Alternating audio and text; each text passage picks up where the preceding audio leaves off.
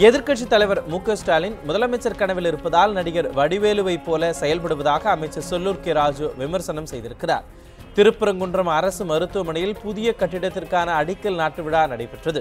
இதில் கலந்து கொண்ட பிறகு செய்தியாளர்களுக்கு பேட்டியளித்த அமைச்சர் செல்லூர் ராஜு, திமுக ஊராட்சி சபை கூட்டத்தில் கட்சிக்காரர்கள் மட்டுமே இருப்பதாகவும் பொதுமக்கள் யாரும் இல்லை எனவும் விமர்சனம் செய்தார்.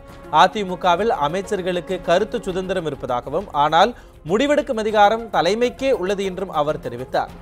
மேலும் அதிமுக 40 தொகுதிகளிலும் தனித்து போட்டியிடக்கூடிய வகையில் தான் விருப்ப மனுக்கள் பெறப்பட்டுக் கொண்டிருப்பதாகவும் செல்லூர் ராஜு கூறினார். அவர் சொல்றது நகைச்சுவையாக தான் இருக்கு, நகைச்சுவையாக தான் எடுத்துக்கணும். பாவம் எத்தனை வருஷமா சொல்லிக்கிட்டே இருக்காரு, இப்போ போயிடும் அப்போ போயிடும். அவர் கனவு தான், அவருடைய எண்ணம் தான் நிறைவேற மாட்டார். அவர் கனவு காண்றாரு.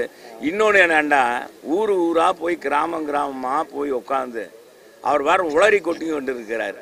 அந்த கிராமம், அந்த ஊராட்சி சபையில் யார் கூடுறா? திராவிட முன்னேற்ற கழகத்துடைய கட்சிக்காரர்கள், மகளிர் அணியை சார்ந்தவர்கள், அவர்கள் தான் செய்கிறாங்க. வேற யாராச்சும் பொதுமக்கள் ஏதாச்சும் இந்த குறை அந்த குறைன்னு சொல்கிறாங்களா?